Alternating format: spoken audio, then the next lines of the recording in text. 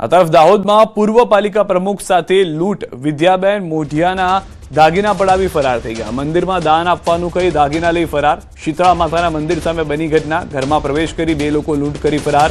Chain, કાનની બુટ્ટી અને વીંટી લઈને ફરાર થઈ ગયા। મારા કાનમાં પહેરેલા હતા ને બુટ્ટા એની જોડે જ અડાડી તો કે ના બેન કાઢી નડાવો તો વધારે સારું એમ અમને તો સારું કાઢીને એક કાનનું કાઢ્યું તો કે ના બીજા કાનનું આ પણ સાથે મૂકો એમ તો મેં બીજા કાનનું પણ સાથે મૂક્યું। પછી મને કે આગળ ડીપર શું છે સોનું મૂકો તો મેં મારા કબાટમાંથી ખોટું મંગળસૂત્ર કાઢીને આપ્યું એને તો એમ કે આ તો ખોટું છે, આ ના ચાલે બેન એમ કે સોનું જ અડાવવું પડે તો મેં મારા પર્સમાં મારી ચેન પડી હતી, ચેન કાઢીને આપી દીધી। અમદાવાદથી સમાચાર। ગ્રાહકના સ્વાંગમાં જ્વેલર્સમાં ચોરી થઈ છે। જમાલપુર દરવાજા વિસ્તારની ઘટના છે। ચાંદીનું છત્ર લેવાના બહાને આવી હતી ટોળકી। ચોરીની ઘટના સીસીટીવીમાં કેદ થઈ છે। પોલીસ સીસીટીવીના આધારે શરૂ કરી ચૂકી છે તપાસ। તો દ્રશ્યોમાં પણ આપ જોશો, કહેવામાં આવ્યું હતું કે અમે ચાંદીનું છત્ર લેવા આવીએ છીએ। જેવું જ આ વેપારી ચાંદીનું છત્ર લેવાના પ્રયાસ કરે છે, આપવાના, દેખાડવાના, એ દરમિયાન અન્ય એક વ્યક્તિ જે છે તે ત્યાં કાઉન્ટર પાસે પડેલા સોનાની ચોરી કરી લે છે। સુરતથી સમાચાર। ઉધનામાં આઈસ્ક્રીમની દુકાનમાં ચોરી, રોકડ અને સામાનની ચોરી કરી ફરાર। ચોરીની ઘટના સીસીટીવીમાં કેદ। પોલીસે સીસીટીવીના આધારે શરૂ કરી તપાસ। રોકડ અને સામાનની ચોરી કરવામાં આવી છે। વધુ એક સીસીટીવી જેની અંદર ચોર જે છે તે પકડાતો જોવા મળી રહ્યો છે, જેમાં જોઈ રહ્યા છો તે પ્રમાણે પોલીસે સીસીટીવી પણ મેળવી લીધા છે અને હાલમાં રોકડ અને સામાનની ચોરી કરનાર વ્યક્તિને શોધવાના પ્રયાસો શરૂ કર્યા છે।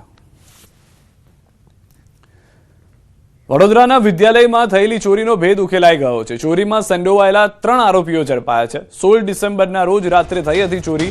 દાબડા ઉઠીને આવ્યા હતા તસ્કરો। આચાર્યની ઓફિસનું તાળું તોડી તસ્કરોએ કરી હતી 4.37 લાખની ચોરી। પકડાયેલ તસ્કરોને મનન વિદ્યાલય ખાતે લાવી ઘટનાનું રિકન્સ્ટ્રક્શન કરાયું। શિનોર પીઆઈ સહિત પોલીસ સ્ટાફ રિકન્સ્ટ્રક્શન સમયે હાજર રહ્યો। ક્રિકેટર હાર્દિક પંડ્યા બન્યા સુરતના મહેમાન। ગોંડલિયા પરિવારના લગ્ન પ્રસંગમાં આપી હાજરી। સુરત એરપોર્ટ પર ગર્લફ્રેન્ડ સાથે નજરે પડ્યા। ક્રિકેટ પ્રેમીઓ સુરત એરપોર્ટ પર પહોંચ્યા હતા। હાર્દિક પંડ્યા પણ ત્યાં આગળ જોવા મળ્યા હતા। સુરક્ષા પણ રાખવામાં આવી હતી જેથી કોઈ પણ અનિચ્છનીય ઘટના ન ઘટે। તો ક્રિકેટ પ્રેમીઓ પણ સુરતમાં હાર્દિક પંડ્યાને જોવા માટે ઉત્સુક જોવા મળી રહ્યા હતા। હાલમાં જ તેઓની T20 વર્લ્ડ કપ ટીમમાં પણ સમાવેશ કરવાની માહિતી પ્રાપ્ત થઈ છે। અરવલ્લી ગિરિમાળાને લઈને મંત્રીએ આપી છે પ્રતિક્રિયા। વન પર્યાવરણ મંત્રી પ્રવીણ માળીએ આપ્યું નિવેદન। અરવલ્લીની ગિરિમાળાઓ વધુ સંરક્ષિત થવાની છે। જો ખનન થતું હશે તો તેના પર રોક લગાવશે। ગિરિમાળા સુરક્ષિત છે, આગળ પણ સુરક્ષિત રહેશે। વિપક્ષના મિત્રોએ નેરેટિવ બનાવ્યું છે। 1 પણ ઇંચ આપણી ટેકરીઓ ઓછી નહીં થાય તેવી મંત્રીએ ખાતરી આપી છે।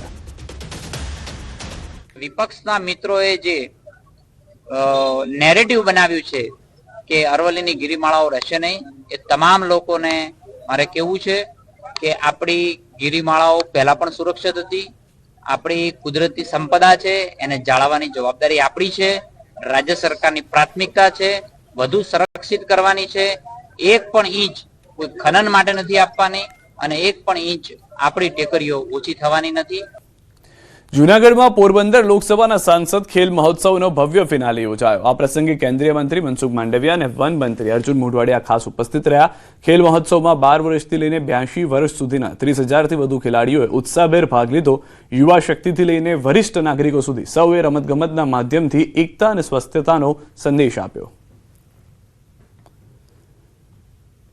ગુજરાતની અંદર પણ મારા લોકસભા ક્ષેત્ર પોરબંદરમાં પણ 38,000થી વધારે યુવક યુવતીઓએ સાંસદ ખેલ મહોત્સવમાં ભાગ લેવા માટે રજીસ્ટ્રેશન કરાવ્યું। સાંસદ ખેલ મહોત્સવના માધ્યમથી આજે એના સમાપન અવસરે આદરણીય મોદીજી ઉપસ્થિત રહી અને દેશના યુવાનો અને સાંસદ ખેલ મહોત્સવ આયોજન કરનાર સાંસદોને પ્રોત્સાહિત કર્યા, અભિનંદન પાઠવ્યા। સુરત ક્રાઇમ બ્રાન્ચે 126 કરોડની ઠગાઈ કેસમાં 3 વર્ષથી ફરાર આરોપીને ઝડપી પાડ્યો છે। ટેકનિકલ સર્વેલન્સ અને હ્યુમન ઇન્ટેલિજન્સના આધારે ઈચ્છાપુર આગમન રેસિડેન્સી પાસેથી ઝડપાયો છે આરોપી। ધનંજય બારડ માસિક 4% નફાની લાલચ આપી રોકાણ કરાવતો હતો। નફો અને મૂળ રકમ પરત ન મળતા થઈ હતી ફરિયાદ। મુખ્ય આરોપી મુન્ના શુક્લનો સાથીદાર છે। ધનંજય બારડ કંપનીના ફિલ્મ પ્રોડક્શન તથા મેનેજમેન્ટની જવાબદારી સંભાળતો હતો. ધનંજય પત્ની સાથે ઓનલાઈન વેપાર શરૂ કરી ફરતો હતો. સુરતમાં પત્ની સાથે નહીં રહી અને સાથે ઓનલાઈન કપડાં, સાડી અને ડ્રેસ વેચવાનો શરૂ કર્યો હતો ધંધો. રાજકોટથી સમાચાર. બાયપાસ પર ટ્રકે પલટી મારી સાઈડમાં પાર્ક કરેલી કાર પર પડ્યો ટ્રક કાર પર પડતા ભારે નુકસાન. સદનસીબે કોઈ જાનહાની નથી થઈ. કારમાં અન્ય કોઈ વ્યક્તિ ન હોવાની જાણકારી છે, પરંતુ જે કારની પાછળના દ્રશ્યો આપ જોશો તો જાણે બુકડો બોલી ગયો હોય તેવા દ્રશ્યો જોવા મળી રહ્યા છે કે જ્યાં આગળ ટ્રક પલટી મારી અને સીધો જ કાર પર પડ્યો હતો, જેના કારણે કાર આખી ચગદાઈ ગઈ હતી. સુરતના ખડોદરા વિસ્તારમાં બાંગ્લાદેશમાં હિન્દુઓ પર થઈ રહેલા અત્યાચારના વિરોધ કરવામાં આવ્યો છે. વિશ્વ હિન્દુ પરિષદ દ્વારા બાંગ્લાદેશ મુર્દાબાદના પોસ્ટર્સ લગાવી ઉગ્ર વિરોધ પ્રદર્શન કરવામાં આવ્યું. રસ્તાઓ અને જાહેર સ્થળોએ પોસ્ટરો લગાવી આક્રોશ વ્યક્ત કરવામાં આવ્યો. વીએચપી કાર્યકરોએ આક્ષેપ કર્યો છે કે બાંગ્લાદેશમાં મંદિરો અને હિન્દુ સમાજ પર સતત હુમલા થઈ રહ્યા છે, છતાં આંતરરાષ્ટ્રીય સ્તરે આ મુદ્દે યોગ્ય ધ્યાન આપવામાં આવતું નથી.